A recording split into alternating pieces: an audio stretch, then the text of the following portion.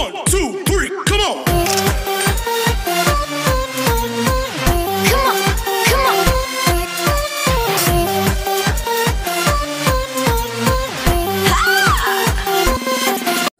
So, hello guys! Welcome back uli sa aking channel. So, meron po akong pattern dito. Ayan, kung nakikita nyo. Bumilog lang po ako ng isang bilog sa papel. Tapos, hinati ko po siya. Ito po yung kalahati ng bilog para maging pattern. Tapos, nilagyan ko po siya ng allowance na 5 cm. Ito po, mula dito ay 13 cm. Mula dito hanggang doon 13 cm. Tapos, mula po dito hanggang dito sa dulo, ito ay 21 cm. Tapos, itong anong to ay 5 cm ang lapad po ng aking allowance. So, ngayon, ito ang kailangan ko, tela, at itong cord. Cord ba to? Ang tawag dito o ano? So, isang kulay lang po yung gagamitin ko pang inner lining at saka pang labas. So, 4 na piraso po ito.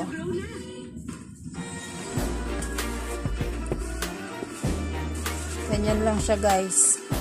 Lalagay ko lang siya dyan. Ito lang yung aking space.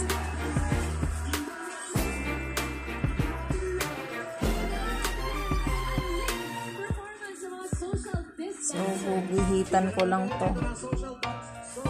Tatandaan natin.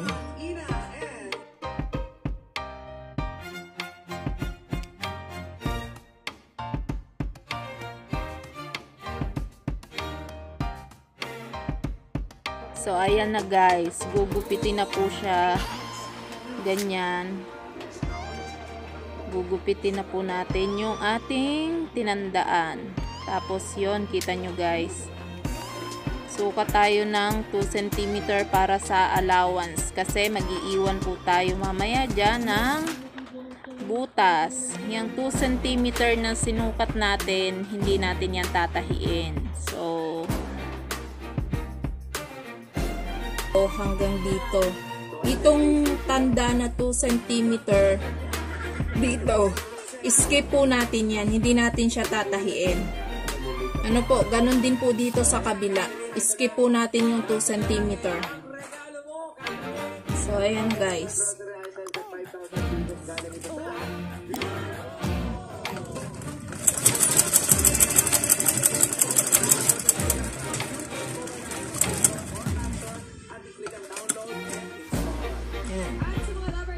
Skip po natin yung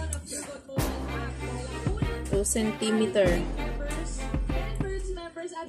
Dito tayo mag-i-start. Tahiin natin to hanggang dito. Skip natin to. Skip natin to. Tapos ito tatahiin natin.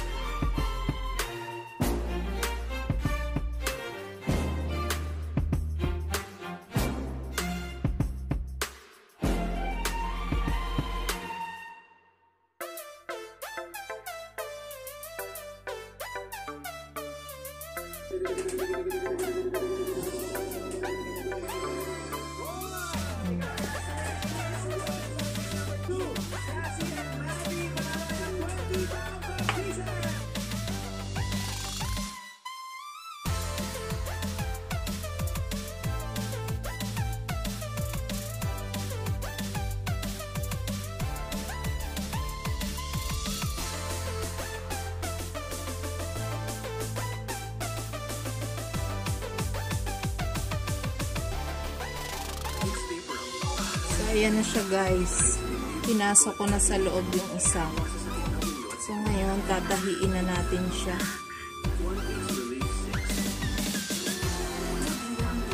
So ayan na po guys, tatahiin na natin siya.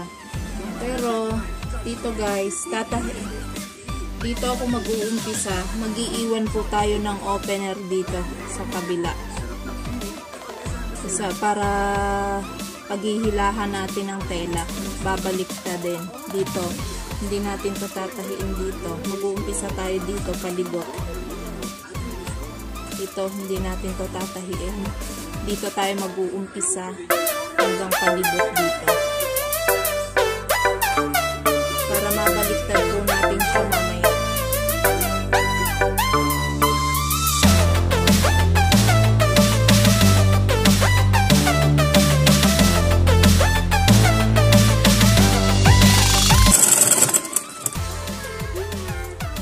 So dito guys, mag-iiwan tayo ng maliit na space.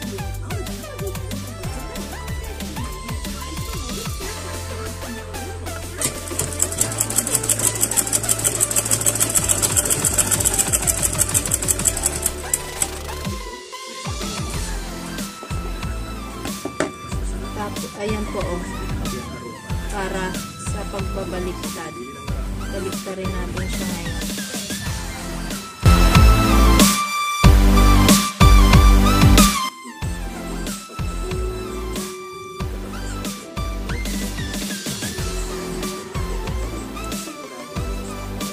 Nasa inyo po yun guys kung gusto nyo po i-planchahin nyo to para mag-flat po siya ng ayos. Iba kasi para mas maganda pinaplancha. Eh ako po dahil si girl tipid sa kuryente, hindi ko na po yan paplantsahin. Basta aayusin ko na lang po siya.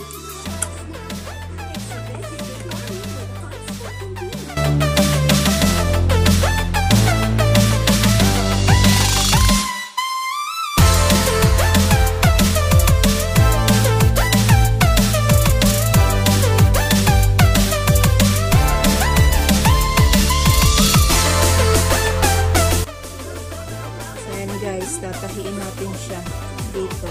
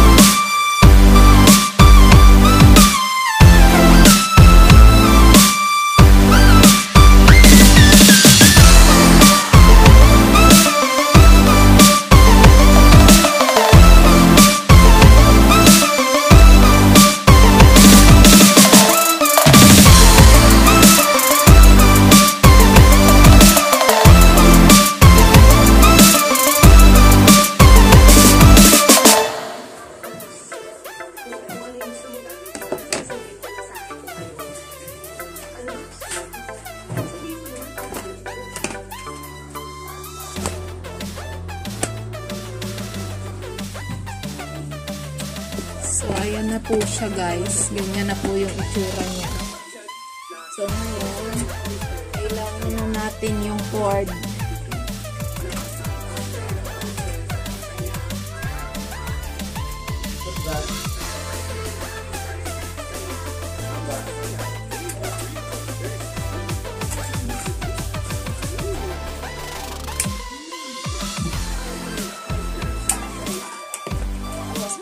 So, dalawa to guys.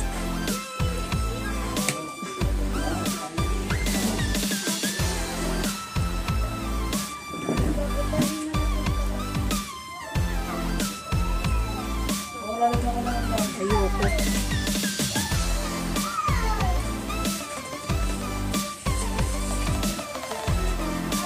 So, dito natin siya guys isusuot. Doon sa butas na itinira natin.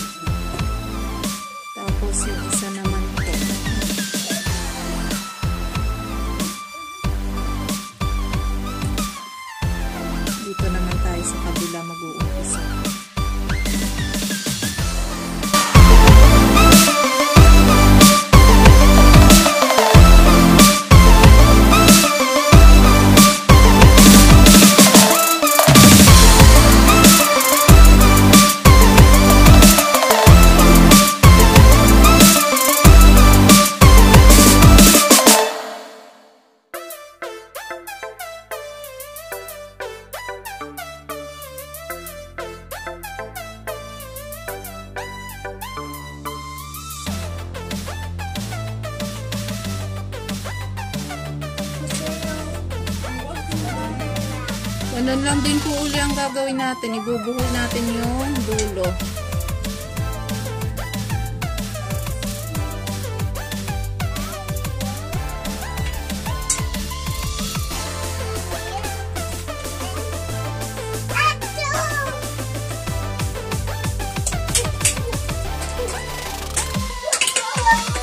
Kasi quiet. So ayan na siya guys.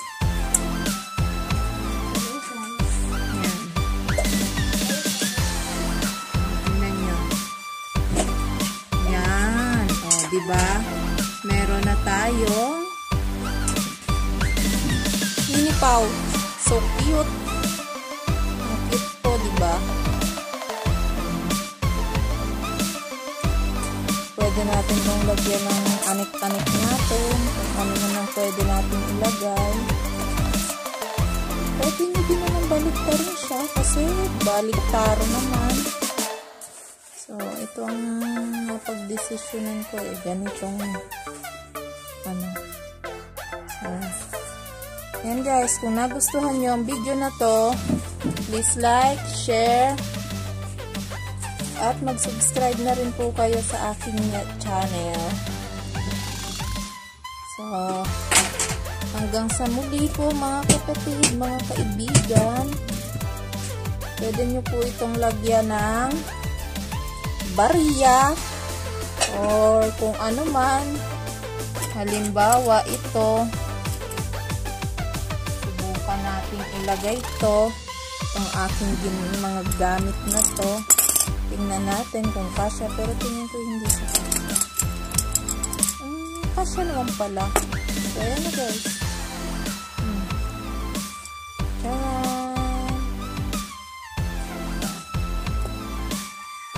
So cute.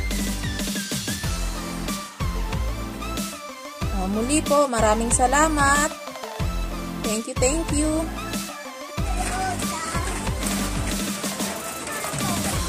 So, ayan guys. Aking dalawang ginawa. Ayan. Pwede nyo siyang lagyan ng kung ano-ano dyan. Anik-anik dyan. Ayan. Kasama pa ang ano. Alam nyo na. Tapos ito. Diba? Magkasing laki lang po yan sila.